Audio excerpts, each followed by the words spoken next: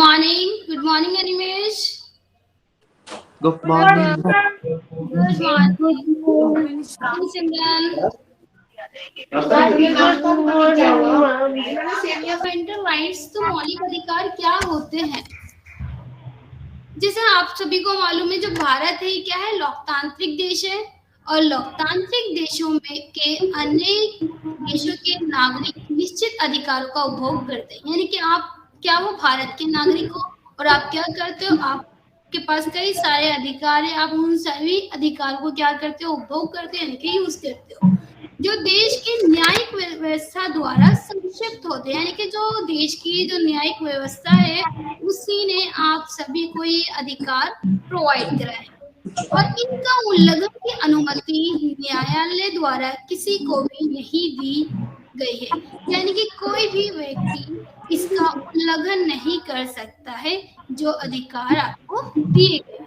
यहाँ तक कि राज्य को भी ये परमिशन नहीं है कि वो जो आपको अधिकार दिए गए हैं उनका उल्लंघन करे। मौलिक अधिकार है। मौलिक अधिकारों का अर्थ तथा महत्व, वे अधिकार जो संविधान में वर्णित है, यानी कि जो संविधान में लिखे हुए हैं, मौलिक अधिकार कहलाते हैं। मैं बात करूं मौलिक अधिकार क्या होते हैं, वे अधिकार जो संविधान में लिखे हुए हैं, रिटर्न में लिखे हैं, इन्हीं को हम मौलिक अधिकार कहते हैं।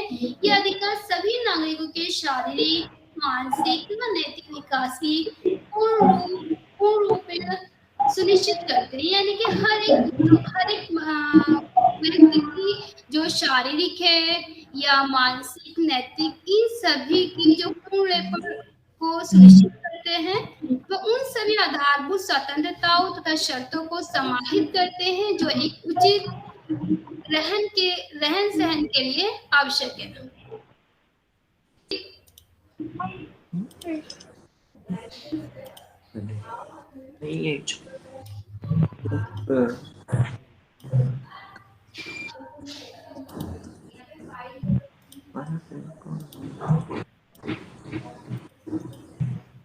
ओके,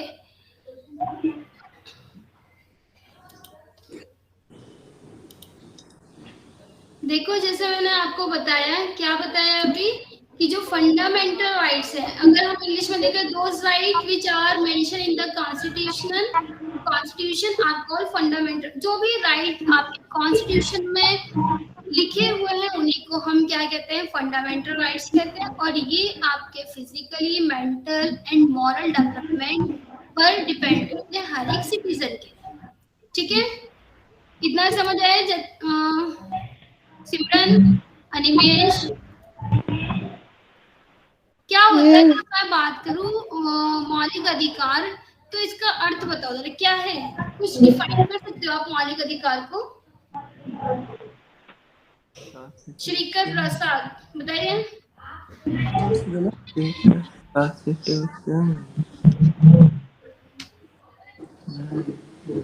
कुछ बोल रहे हो श्रीकर, आपकी समझ नहीं आ रही है। पूरा बोलो।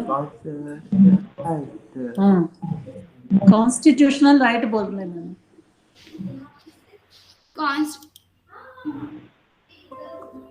कॉन्स्टिट्यूशनल राइट्स कौन से होते हैं? देखो, जो भी राइट्स आपके मेंशन है कहाँ, कॉन्स्टिट्यूशन में, ठीक है, यानी कि संविधान में मेंशन है, उन्हीं को हम क्या कहते हैं, मौलिक अधिकार कहते हैं। ठीक है, ये अधिकार सभी नागरिकों के पास होते हैं। इस तरह से आपके शारीरिक, मानसिक तथा नैतिक विकास की, ठीक है। Yes, ma'am. ओके, भारत के संविधान में 7 मौलिक अधिकार वर्णित थे। पहले अगर हम बात करें तो भारत का जो संविधान था, कॉन्स्टिट्यूशन था, उसमें कितने अधिकार थे? उसमें 7 अधिकार थे। लेकिन वर्ष 1976 में 44वें संविधान में 44 कॉन्स्टिट्यूशन में चेंजेस आए और उसमें क्या हुआ, जो मौलिक अधिकार की सूची में संपत्ति का अधिकार को हटा दिया गया। तब से ये कानूनी अधिकार बन गया है और अब आपके जो फंडामेंटल राइट्स हैं वो कितने, 6 फंडामेंटल राइट्स हैं। ठीक है, तो इंडिया का जिसे हमने फंडामेंटल राइट्स में से कौन सा जो संविधान में से कौन सा एक अधिकार हटा दिया गया था? संविधान संशोधन द्वारा मौलिक अधिकारों की सूची में से संपत्ति का अधिकार हटा दिया गया था। और ये कब हटाया था? अगर हम बात करें तो ये हटाया था, ये रिमूव किया गया था 1976 में। ये 1976 में किया गया था रिमूव। और ये कौन से संविधान में था? ये था 44वां संविधान, 44 कॉन्स्टिट्यूशन में ये आपका मेंशन था, जिसे हटा दिया गया, कॉन्स्टिट्यूशन से हटा दिया गया, संविधान से हटा दिया गया। और अब आपके फंडामेंटल राइट्स कितने हैं? अब आपके फंडामेंटल राइट्स 6 फंडामेंटल राइट्स हैं। ठीक है, जैसे हमने लास्ट क्लास में बात की थी फंडामेंटल राइट्स की, ये हमारा समानता का अधिकार है, स्वतंत्रता का अधिकार, हर एक स्वतंत्र है, शोषण के विरुद्ध अधिकार, कुछ गलत हो रहा है तो आप उसके प्रति आवाज उठा सकते हो, धार्मिक स्वतंत्रता का अधिकार, संस्कृति और शिक्षा संबंधी अधिकार, संवैधानिक उपचारों का अधिकार। ठीक है, अब हम वन बाय वन सभी को अच्छे से एक्सप्लेन करते हैं। अगर मैं बात करूं शेजल, तो मौलिक अधिकार, आपको कितने मौलिक अधिकार हैं, कितने फंडामेंटल राइट्स हैं दिया जा रहे हैं? हर एक को विशेष अधिकार का अवसर का उपयोग करें। ये राज्य यानी कि धर्म के आधार पर हम सभी को इक्वल समझेंगे। 6 स्वतंत्रताएं दी गई हैं आपको। ठीक है, 6 स्वतंत्रता में कौन कौन सी स्वतंत्रता है, फ्रीडम है? हमने बताया कि आपके पास क्या है, आपके पास है कि आप कोई भी प्रोटेस्ट कर सकते हो बिना किसी फाइट किए। ठीक है, आप अपना लेक्चर दे सकते हो, अगर आप चाहते हो लेक्चर देना, भाषण देना, तो आप भाषा अपना व्यक्त कर सकते हो, आपके पास अधिकार है। ग्रुप बना सकते हो आप, संघ या संगठन बनाने की स्वतंत्रता, भारत में कहीं भी आने जाने की फ्रीडम है आपके पास, भारत में किसी भी भाग में रहने एवं भारत में आप किसी भी क्षेत्र में जाकर कहीं भी जाकर रह सकते हो, आपके पास फ्रीडम है। किसी भी कार्य, व्यापार, व्यवसाय, नौकरी करने की स्वतंत्रता। अगर हम बात करें राइट टू फ्रीडम, तो राइट टू फ्रीडम में आपके पास 6 तरह की फ्रीडम। कौन कौन सी फ्रीडम बताई मैंने Shrikar? Right to speak. Speak, right to speak, जोर से बोलो। शोषण के विरुद्ध अधिकार, भारत के लोग न केवल अंग्रेजों द्वारा बल्कि महाजनों तथा जमींदारों द्वारा भी शोषित होते थे। अगर हम बात करें प्रीवियस टाइम की, पुराने समय की, तो पहले सिर्फ अंग्रेज ही नहीं थे, बल्कि जो महाजन थे या जमींदार थे, उनके द्वारा भी लोगों को शोषित किया जाता था। धार्मिक स्वतंत्रता का अधिकार, जोर से। कोई भी भगवान को प्रार्थना कर बोल रहे मैडम। हाँ, आप किसी भी रिलीजियस को, किसी भी धर्म को एक्सेप्ट कर सकते हो। ये क्या है, ये आपके फंडामेंटल राइट्स में या मौलिक अधिकार में इसका वर्णन किया गया है। इसके लिए आपको किसी भी तरह का पनिशमेंट या सजा नहीं दी जाएगी। ठीक है, नेक्स्ट आता है सांस्कृतिक एवं शैक्षिक अधिकार, कल्चरल एंड एजुकेशन राइट्स।